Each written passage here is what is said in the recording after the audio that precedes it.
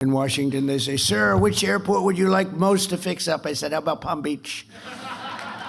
You know? So you'll be all very happy. And, you know, it's right now, I own Doral, and right now we have a tournament. I'm so busy. And we have the big Cadillac Championship going on, all the great players, the PGA Tour. And they're there, and yesterday somebody came up, said, "Sir, the tournament is great." I said, "What tournament are you talking about?" "I'm so busy with the Iranians calling, trying to make a good deal, and we're not going to let that happen. But they've got to make a bad deal. But if they make a deal at all, because frankly, maybe we're better off not making a deal at all. Do you want to know the truth? Because we can't let this thing go on. Been going on too long. But under the leadership of Secretary of State Marco Rubio, a person from Florida, right? We're working hard to bring the 2035 World Expo to Miami, to Florida, and we'll support the jobs. It'll be bringing hundreds of millions of dollars, and it looks like we've got a real good shot. You know, I brought the Olympics here in my first term. I was the one, I got the Olympics, and I got the World Cup, both of them, and then the election was rigged. You see that now? How about the Southern Law, Poverty, whatever the hell they call it, where they supported the Ku Klux Klan and all sorts of other things, only to fight the Ku Klux Klan politically. They out there, "We are fighting the Ku Klux Klan." They're the ones that are supporting it, giving it hundreds of, and many others, some even worse if that's possible. And now we found out, we got a whole lot of stuff coming. But I got the Olympics and I got the World Cup, and they're coming in now. And, you know, it's interesting how things work out, because I missed my second term the traditional way, right? It was very sad. I had to make a decision what to do. And I said, you know, when I got the Olympics, I said, boy, it's really sad because I got it. Nobody else, I got it. And I was dealing with those guys politically, and they said, "Sir, we're going to choose the United States of America." I said, "Wow, that's great." It was the Olympics. Then the World Cup. Johnny Infantino, who's the head of it, he's a friend of mine. I said, "Johnny, you got to give us the World Cup." And he gave it to us. The problem was it wasn't in the next 4 years. It was in 6 years and 7 years, so I wouldn't be president. I said, you know, I got the Olympics, I got the World Cup, and I won't be president. And then all of a sudden I realized I am going to be president during the Olympics and the World Cup. It's amazing. And, you know, it's very interesting, though. I tried taking the third because we also have the 250th year. This is a great term when you think about it, with all the things we've done. And on top of that, and then we did the great big beautiful bill with no tax on tips, no tax on Social Security, no tax on overtime, all sorts of things. It's turning out to be very popular. People are now understanding it. But when I got these, I said, 250 years, okay, I got the Olympics, I got the World Cup. Maybe I can also claim the 250-year thing that I got that too. So I tried. I said, I also got 250 years. And they said, "Sir, you didn't get 200, with 250. Okay, well, I gave up. So I gave up on that one. But we're having an unbelievable celebration. And in fact, on June 14th, not so far away, the UFC is going to have, I think it's most exciting. I've been involved in a lot of events. I've given out a lot of tickets. I've sold a lot of tickets to things. I don't think I've ever had anything. This is going to be wild. We have a 5,000-seat arena being built right opposite the front door of the White House for the 250th. And that's going to be June 14th, which is my birthday, which is absolutely, you know, Flag Day. But and that's a coincidence. It is not, I didn't do that. It just worked out that way. It is actually true, I swear. I did not do it. It worked out that way. But it's June 14th. At least it's easy to remember. And they're building, it's going to be a Sunday night, and it's going to be on CBS. And then they're having, that'll be a 5,000-seat like arena that's going to be sort of a one that they put up. UFC, Dana White, the great Dana White, he's fantastic. And then they're having anywhere from 75 to 100,000 people in the park. Right across from the White House is a beautiful circular park, ellipse. And that's going to be having thousands and thousands of people. And they have 8 massive screens being built, and people are going to be able, there's no charge to anybody. Everything's free. And it's going to be something really fantastic. The biggest problem I have is the 5,000-seater. I have everybody that wants tickets, but it's one of the hottest things. And then we have the IndyCar. As you know, they're doing a race, Roger Penske. And he said, I've come to Washington 142 times over the years trying to get an IndyCar race in Washington around the Capitol. He said, and I've never been able to do it. And then I gave it one last chance, and I saw my friend Donald Trump, president, and in a half an hour, I had the whole deal done. We made a deal. So they're going to be, it's a little bit like the airport, right? And in literally, it's going to be great. In half an hour, he got the deal done. He's so happy. Roger's incredible. He's won 20 Indianapolis 500s. I gave him the Presidential Medal of Freedom. I said, it's amazing. These countries, Germany, Japan, they spend billions of dollars on cars trying to win the Indianapolis 500. And, they rarely do it. I don't know if they've ever done it, but they rarely do it. They spend all this money. Roger Penske's won it 20 times. So needless to say, he's quite good in the automotive division. I mean, the guy is amazing. He's won 20 Indianapolis 500. It's not even believable. So I gave him the award when he won his 18th. I said, Roger, I'm going to give you the Presidential Medal of Freedom. What you've done is amazing. And since then, he's won 2 more. I don't know what it is. It's crazy.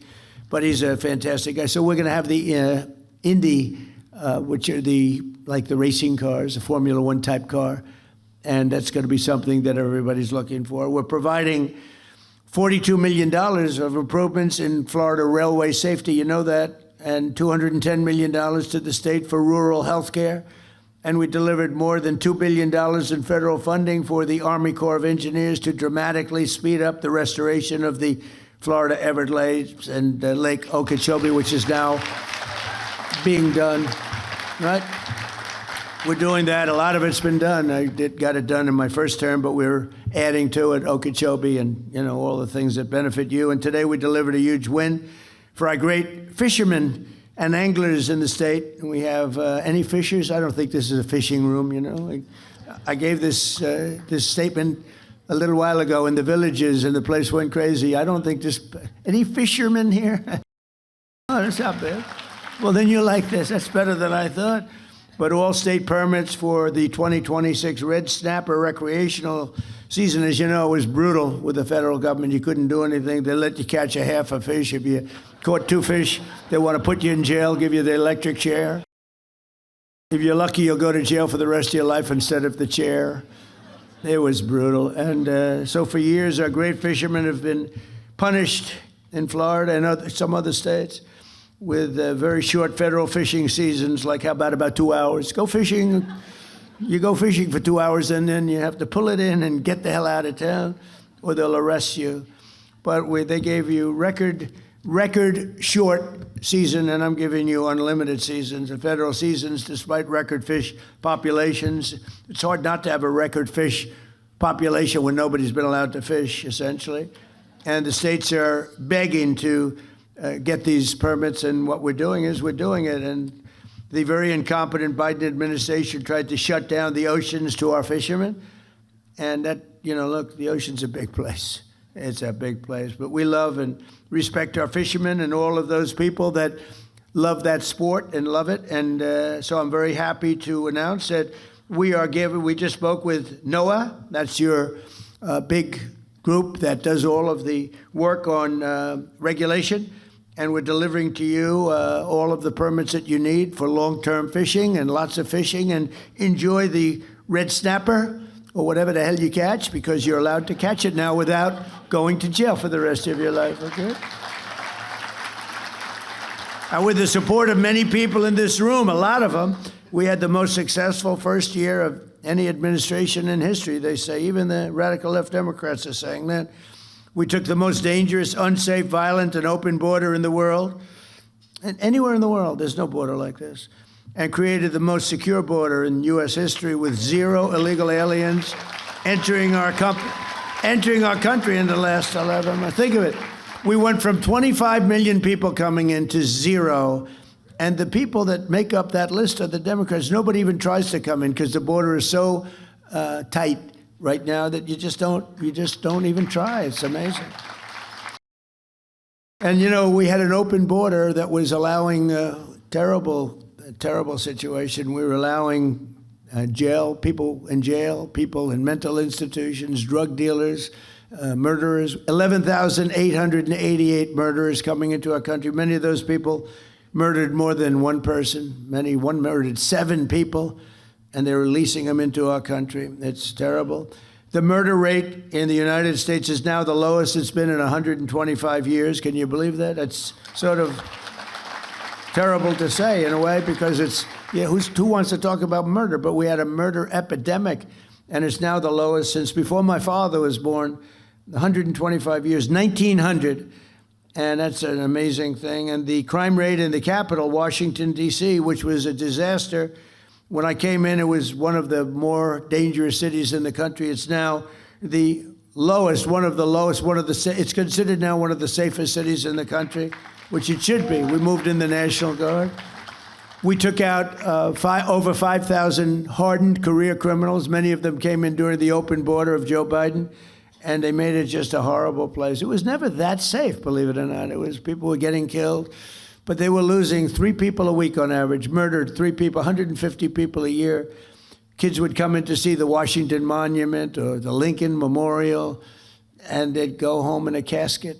They'd call their parents and say, I'm sorry, your son's been killed.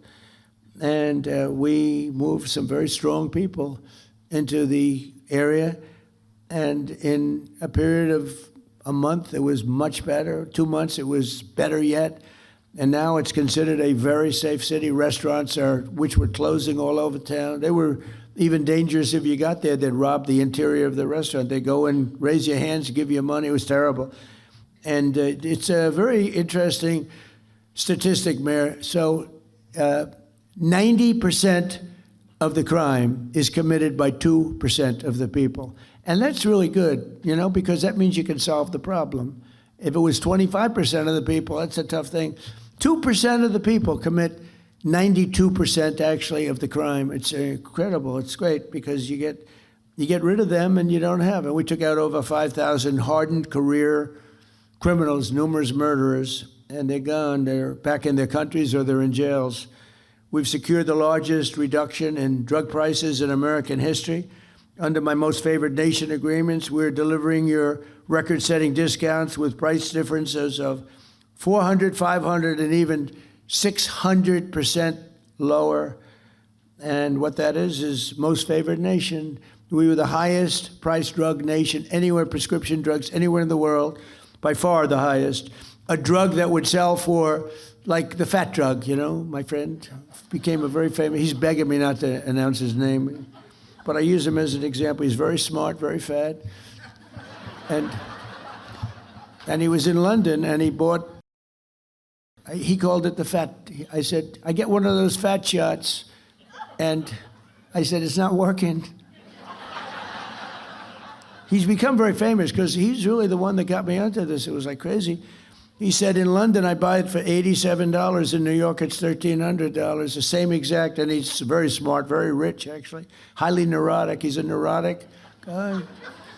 Highly neurotic. Most neurotic people, they're either really wealthy or they fail badly, You want controlled neuroses. His is not controlled, but he's smart. He checked out the company. He said it's the exact same drug from the exact same factory, made in the same plant. Everything was except the price. One was $87 in London, and one was $1,300 in New York. He said, what's going on? And actually, it had a little bit of an impact, and I went to the drug companies. I went all over. They've been looking at this for years, but there was no way you get the drug companies to do it. I got them to do it. I did a lot of bad things to them, but I got them. But they didn't care because they said there's no way to get the countries to do it. You had to have the country because in London, a pill that was selling for $10 would sell for $100 in the U.S. In Berlin, $5 compared to $87, $90, $95. A tremendous, sometimes 10 times, maybe more than that. So they said, you'll never get the country, sir, but we're with you. They didn't know this was going to happen. I said, I'll get the countries 100%. So I called up, you might have seen this. I mean, I've said it a couple of times. I called up the countries, and I got France. That's Emmanuel Macron. Beautiful accent. I said, Emmanuel, you're going to have to lower your drug prices in the United States because you're making it impossible for us. I mean, your prices are low and our prices are high, and you're going to have to, no, Donald, I will not do that. You see, because the world is bigger than the United States, it's really not as bad for them as it sounds. If they double their price, we can lower our price to them because of the size. It's a world situation. The whole world was ripping us off. We were paying 10 times more, 5 times more, crazy. And so I said, no, Emmanuel, you will do it 100%. No, I will not do it. So if he had a pill that sold for $10 and he had to sell it for $20, that's a big increase, right? But I said, it's not fair, Emmanuel, because we're not fair. You will do it, Emmanuel. You will do it. He said, no, I won't. I said, here's what I'm going to do, Emmanuel. If you don't do it, I'm going to put a 200% tariff on your wines and champagnes that you sell into the United States, and it's effective on Monday morning. Donald, like I said, I will do it. I'd be glad to. So I did that with all the countries, and every country agreed. I'll tell you who can't believe it, the drug companies. They said, what you did is impossible to do. But I do it. I do a lot of things that are impossible to do. Like becoming president 3 times. Like winning 3 races. Anyway, so we have the lowest prices anywhere in the world. We went from the highest price. It's a really big thing. And frankly, that should win us the midterm. But, the press hates to cover it. So, but people now know. So you can get drug prices. We go from the highest priced drugs in the world to the lowest. It's an amazing thing. And we have to go buy it, it's TrumpRx.gov. And that's been named by Bobby Kennedy and Dr. Oz. They're fantastic. They're doing a great job. I had nothing to do with that one, Joe. I had nothing to do with that one. And I had not much to do with the airport. That was Meg and you and everybody else, I tell you. It's not nice when you call up and say, hey, would you name an airport after me? They approached me with the road first and then the airport, and it's just a great honor. But the TrumpGov.com is setting every record in the book, and they're buying things for a fraction of the price. And today I'm thrilled to announce that starting on July 1st, we'll provide Medicare patients with coverage for weight loss drugs like Ozempic, Zepbound, Wegovy. It will be available for, listen to this, $50 a month. And we're cutting, as you know, and as you, I hope, know, we cut the insulin price down to $25 a month, which was, in many cases, it was $1,000. And I don't know if it affects the people here, but it was thousands of dollars, and now it's down to $25. We got it down. I did that really in my first term. It was terrible because I did it in the 3rd year of my first term. I got it down to $25. And then they told me, sir, it will take statutorily, it'll take 2 years, one of those deals, it'll take 2 years before it can go to that price. I said, I better win the election. If somebody else wins the election, they're going to take credit for the insulin. And lo and behold, we had some problems with the election, a disgraceful thing. And I saw Biden up there. We have a $25 insulin. I said, I did that. Can you believe it? I was seething. I was not a happy person. In fact, I said, I think we're going to have to run to set the record straight.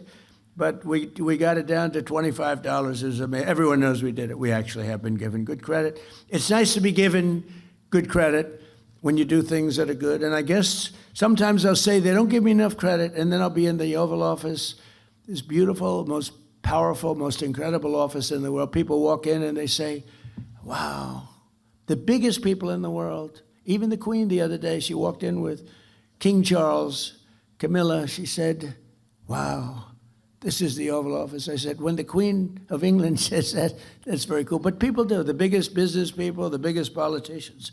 And, it's an amazing place, and we keep it well. We fix it. One of the nice parts about being in real estate, I give it the Mar-a-Lago treatment. We fix Mar-a-Lago. We make it better than it's ever been. It's better than it was the day it was built. So we have a lot of fun. By the way, the King and Queen were fantastic. They were here. What great representatives they are for their country. Really high quality. When he got up and made the speech with that beautiful accent, I said, well, that's the one thing I'll never have is that accent. I'd like to have that accent, but no, it was very elegant. He's a very elegant person, very good person. So in 4 years, the last administration took in much less than $1 trillion. And in 11 months, so you got 4 years, less than $1 trillion, and in 11 months we took in as an investment where countries and people, rich people are investing. In 11 months we took in over $18 trillion, which is a record, And we passed the largest tax cuts in American history. And you have your 1 year deduction that people never thought would be possible. Instead of over a 38-year period, you're taking it in 1 year, and nobody believed a thing like that was possible. I did that actually for a shorter period of time in the first administration. I think we had the greatest economy in history in my first administration, and in the second, I think we're blowing it away, but we had to make a detour. I'm sorry, we had to make a detour to Iran. Everything will snap back.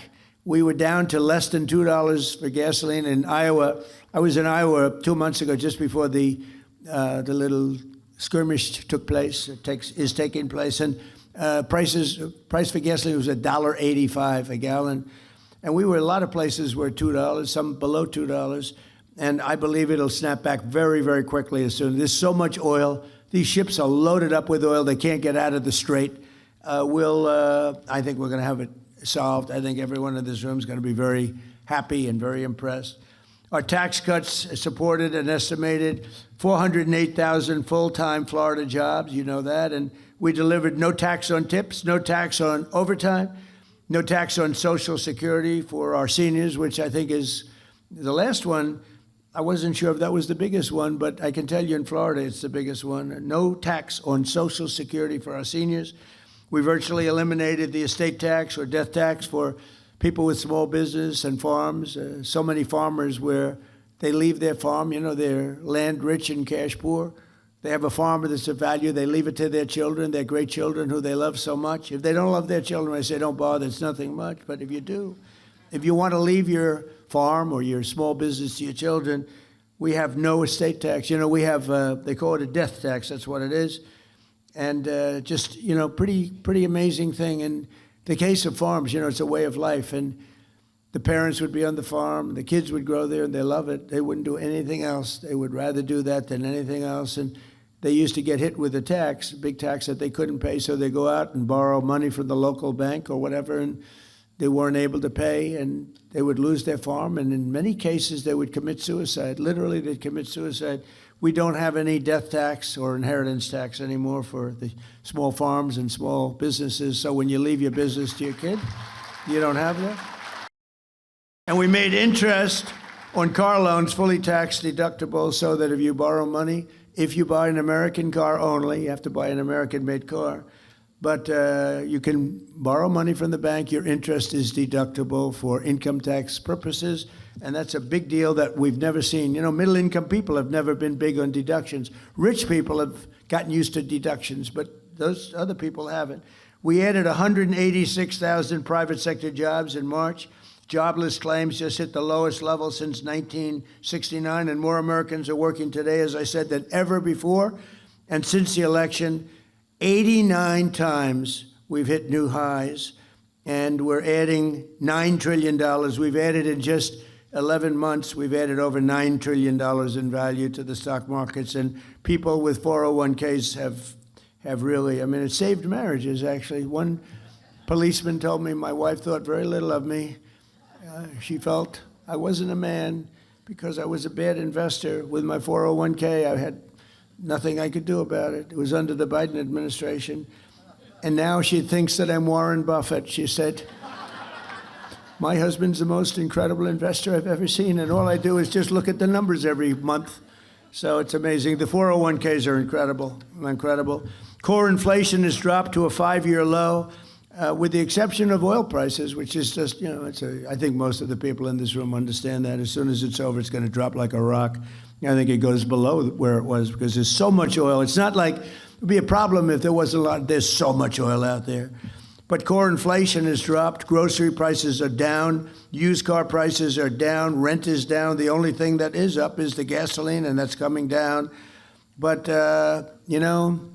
with all of this, and I say it again, we had to do this little excursion Because if we didn't, if they had a nuclear weapon, this world would be, it would be a horror. It would be a world that would live in fear.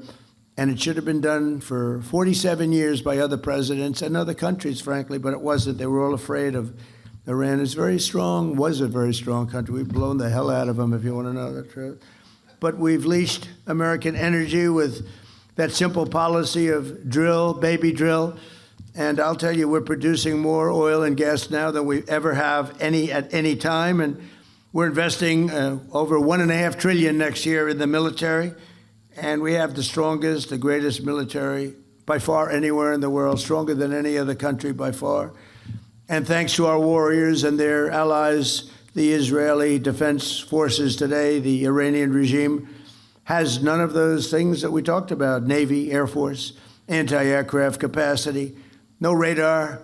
And again, dozens of their leaders are no longer with us. They're elsewhere. Most importantly, though, thanks to our blockade. The blockade has been unbelievable. They're unable to export any energy, and they're crumbling as an economy. But I just want to say that we have now a great country that's respected again. We're a country that is winning like it's never won before, and we're going to keep it going. And I just want to thank all of the people from this area of the world. It's a great area of the world with great leaders and people, and it's people that I have a lot of respect for. But it's an area of the world that everyone's talking about, and it's an honor to be a member of this group of people, very distinguished, such distinguished people. I mean, I'm seeing so many people, the people that you read about, the people that you look up to, and they happen to be here. Speaking in front of you with Harvey, my lawyer, the lawyer. If he ever loses a case, I'll fire him so fast. But he's my lawyer, and he said, would you do it? I said, absolutely. And I know it's turned out to be great because outside they have thousands of people trying to get in, so that's a good feeling. But I just want to thank very much all of the people of West Palm Beach and Palm Beach, all of the people that we've dealt with. You are really fantastic. Thank you. Thank you very much. Thank you very much. Thank you.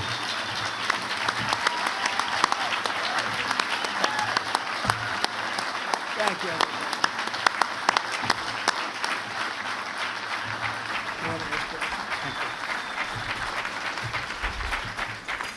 Mr. President, if you would stay with us a few more moments, we appreciate your time. You believe this guy? Yeah.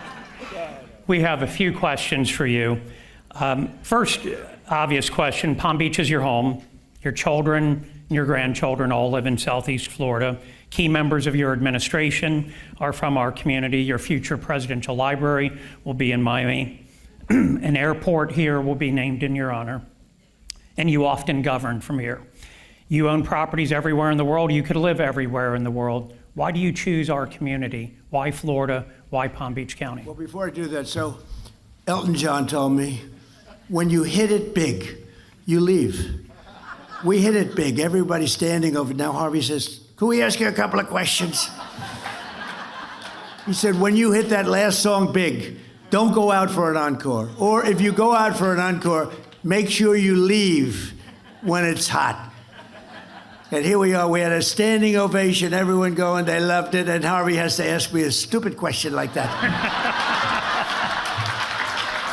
They gave me the question, sir. But you'll answer. Okay, here's my answer. You know why? Because I like the area. Okay, next question. I like short answers. 250th anniversary of our nation, which you spoke about. Is there a particular moment in the founding of our nation that has always resonated with you? Well, I think when you look at the wars, the revolution itself, you know, you take a look at what took place. It's that 1776 is amazing. You know, it's interesting. We gave our military a bonus, and it was $1,775. And I looked at the number, and I had to sign off on it. I said, wait a minute. This says $1,775. If we had one more dollar, Harvey, it's $1,776. And I had to get approval. Can you believe? Actually, $1 is actually a lot, but it's not that much.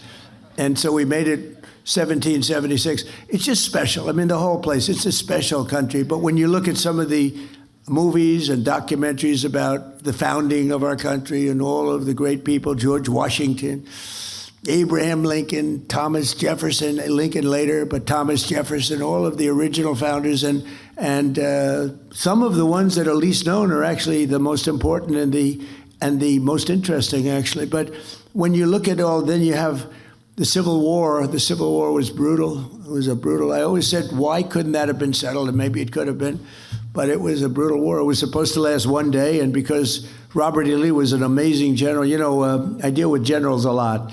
And I ask, who was the best general? A lot of them say Robert E. Lee, because he took something that was supposed to end in one day, and it went 4 years.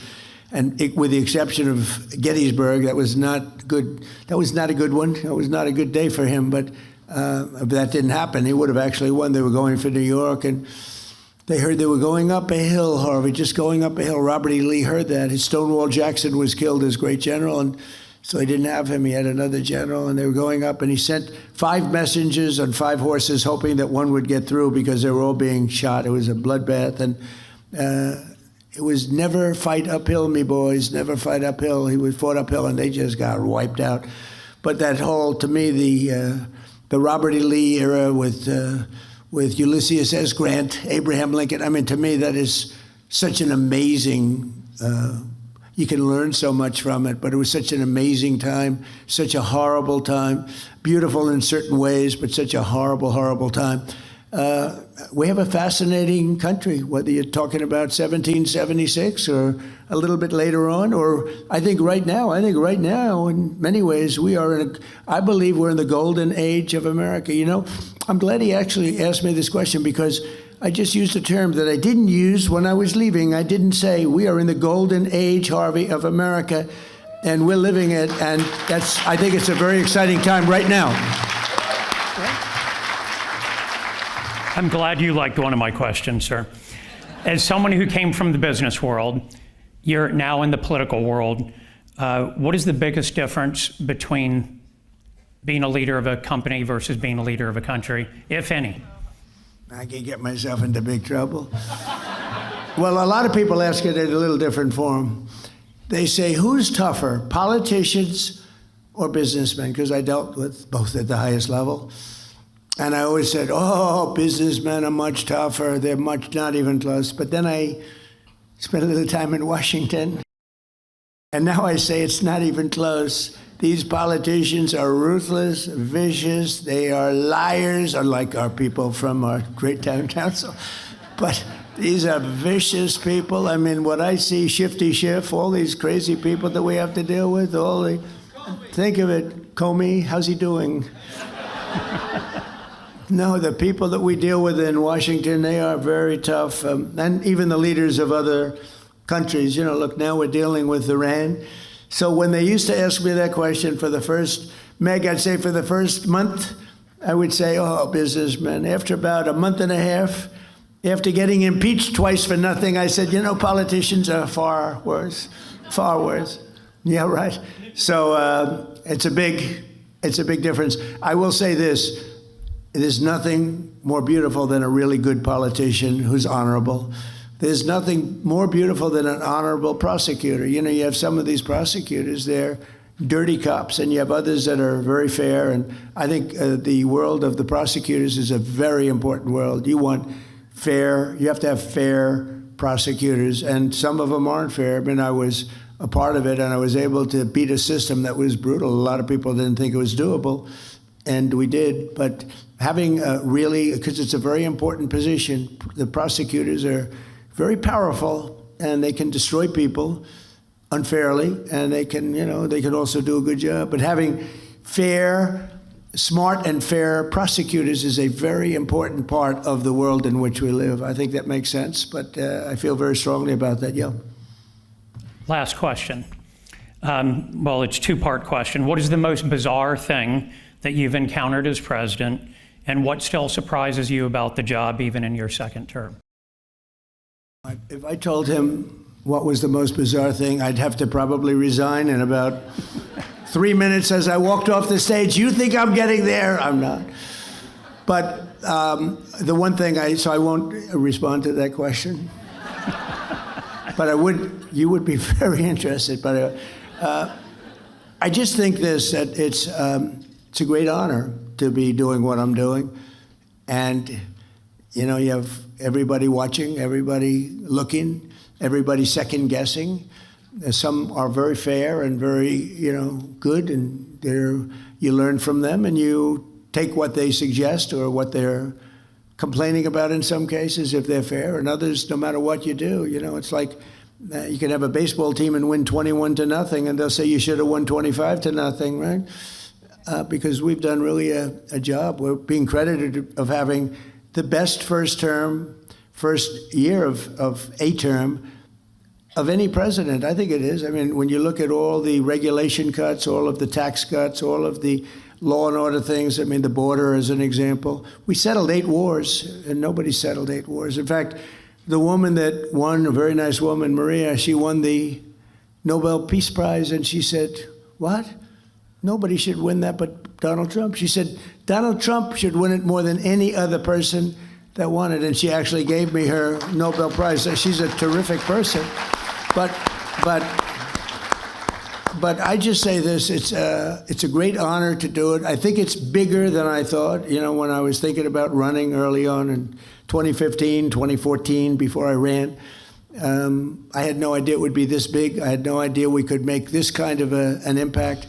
But we've really made an impact. In a little bit more than a year, we've turned this country around. I thought it would take longer than that, but we've turned it around. And again, we're the hottest country. The King of Saudi Arabia said it. I was over there a year ago, and I said to him, we were there after 4 or 5 months, it was obvious what was happening. But he looked at me and he said, President, I must tell you, I thought America was dead. We weren't going to invest. Nobody was going to invest. You had a country that was dead, and now you have the hottest country anywhere in the world. And we do. We have the hottest country anywhere in the world, and we want to keep it that way. Thank you very much, everybody. Thank you.